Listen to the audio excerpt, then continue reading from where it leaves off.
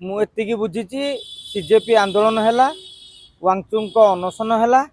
एवं जेहेतु संसद चली दिल्ली रे सबू बड़ नेता ठूल है तेणु क्याले किए लोक भाविबे जे युव छात्रों सह अमुक दल नाही से समर्थन सुओ छुटिला बाध्य बाधकतार मोदी सरकार चाहिए जे धर्मेंद्र प्रधान को इस्तीफा देवाक पड़ो कहीं आगामी संसद अधिवेशन रे बहु चर्चित और बहु प्रतीक्षित जो महिला संरक्षण बिल और सीमा पुनर्निर्धारण बिल ये दुईटी पारित हवा भारतीय जनता पार्टी सरकार पर नितांत अपरिहार्य कहीं आम ओडिशा रे जेमिति बीजेपी मिश्रण पर्व चली सारा देश रे विभिन्न राज्य रे मध्य मिश्रण पर्व चली आसन न बढ़िले क्या थैथान करा जाई परिबो नाही। तेणु मोदी सरकार वर्तमान गोटे मोटो किभली भाव में संसद रे एई बिल टी पारित करेंगे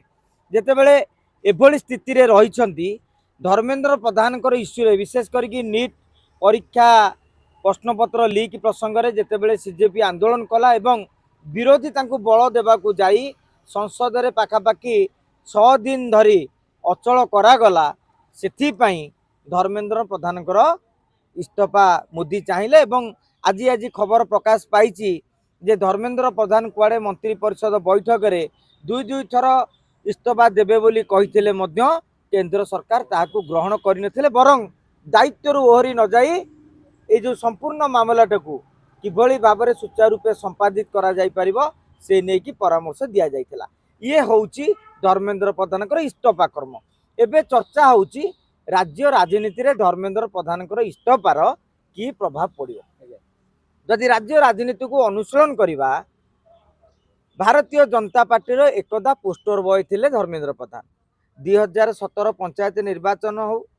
2019 निर्वाचन हो 2024 निर्वाचन हो प्राइम फोकस रही धर्मेंद्र प्रधान आपण मानकर मन थी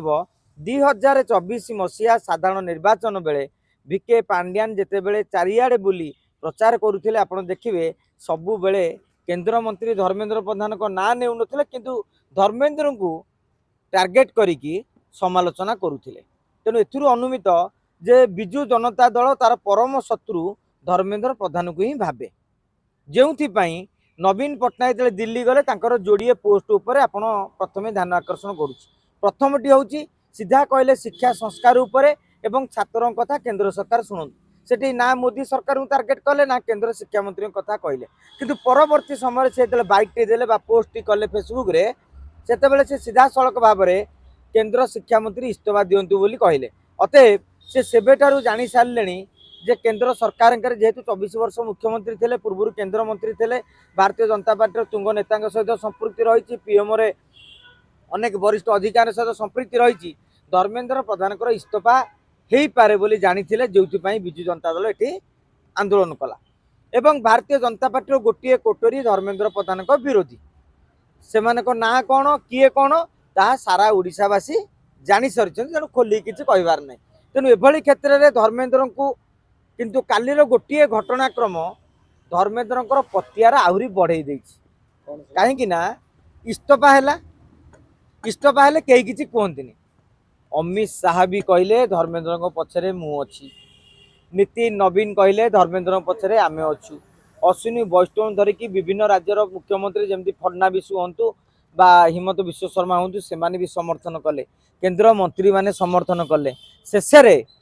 ओडिशार मुख्यमंत्री मोहन चरण माझी मनमोहन सामल ठारू नहीं ओडिशार जेतक सांसद अपराजिता षडंगी मध्य समर्थन कले जे धर्मेंद्र प्रधान को पछरे दल अच्छी एवं दल धर्मेंद्र निष्पत्ति को दल समर्थन करुछि बोली एथुरु अनुमान करा जाउछि जे जड़े नेता इस्तीफा देबा परे भी दल तांको सहित मजबूत भाव में ठिया हैछि जदि दल तांको संगे मजबूत भाव में ठिया हैछि आगामी दिन में तांको एक गुरु दायित्व मिलिबो ए भितर तीनोटी कथा उठुछि गोटे कथा होछि राज्य बीजेपी रे सभापति हेबे आउ गोटे कथा कहूँ राज्यर मुख्यमंत्री हेबे आउ गोटे कथा होछि जे तांको साधारण संपादक भाव दायित्व देई तांको यूपी बा अन्य राज्यर प्रभारी करि पारंती जो पद पदवी अतीत से थिले जदि राज्य राजनीति को धर्मेंद्र प्रधान आसबे ना अनुपस्थित रे निश्चित भाव में राज्य राजनीति में गोटे क्रेज कमिज कहीं राजनेता सब धर्म हूँ क्षमता जुआड़े चौकी जियाड़े ଛତା ଯୁଆଡ଼େ ଆମେ ମଧ୍ୟ ସିଆଡ଼େ। ଧର୍ମେନ୍ଦ୍ର କେନ୍ଦ୍ରମନ୍ତ୍ରୀ ପଦ ରହିଲାନି, ତାମାନେ କ୍ଷମତା ନାହିଁ, ପଦବୀ ରହିଲାନି। ତେଣୁ କିଛି କିଛି ନେତାମାନେ ବର୍ତ୍ତମାନ ସାଲୁରୁ ବାଲୁରୁ ହେଇ ନିଜ ନିଜ ବାଟ ଦେଖିବା ଆରମ୍ଭ କରିବେ। ଆଉ ଯଦି ରାଜ୍ୟ ସଭାପତି ହୁଅନ୍ତି ବିଜେପି ସଭାପତି, ତାହେଲେ ରାଜ୍ୟର କ୍ଷମତା କେନ୍ଦ୍ର ମଧ୍ୟ ଧର୍ମେନ୍ଦ୍ର ପ୍ରଧାନ ହେଇପାରିବେ। ଏବଂ ଯଦି ଆର କଥାଟି ଯେଉଁ ମୁଖ୍ୟମନ୍ତ୍ରୀ କଥାଟି କୁହାଯାଉଛି, ମୋତେ ବର୍ତ୍ତମାନ ସୁଦ୍ଧା ହୃଦବୋଧ ହେଉନାହିଁ ଯେ ତାଙ୍କୁ ଦଳ ଏତେ ଶୀଘ୍ର ମୁଖ୍ୟମନ୍ତ୍ରୀ କରିବ ବୋଲି। ମେ ବି ପଞ୍ଚାୟତ ନିର୍ବାଚନ ପରେ ମୋହନ ମାଝୀଙ୍କ ନେତୃତ୍ୱରେ ଦଳ କିଭଳି ପ୍ରଦର୍ଶନ କରୁଛି ତା ଉପରେ ଅନେକ କିଛି ନିର୍ଭର କରେ ବା ସେତେବେଳେ ଜଣାପଡ଼ିବ। କିନ୍ତୁ ଏକଥା ସ୍ପଷ୍ଟ ଯେ ଧର୍ମେନ୍ଦ୍ର ଯେଉଁ ଇସ୍ତଫା ଦେବା ପରେ ଯେଉଁ ଗୋଟେ କହନ୍ତି ମାନସିକ ଚିନ୍ତାରେ ଥିଲେ ବା ନିଶ୍ଚିତ ଭାବରେ ଗୋଟେ ଖଟକା ଲାଗିଥିବ, ଝଟକା ଲାଗିଥିବ। କାଲି ଅମିତ ଶାହଠୁ ଧରିକି ନୀତିନ ନବୀନ ନଡ୍ଡାଙ୍କ ପର୍ଯ୍ୟନ୍ତ ସମସ୍ତେ ବଳ ଦେଇ ସାରିଛନ୍ତି।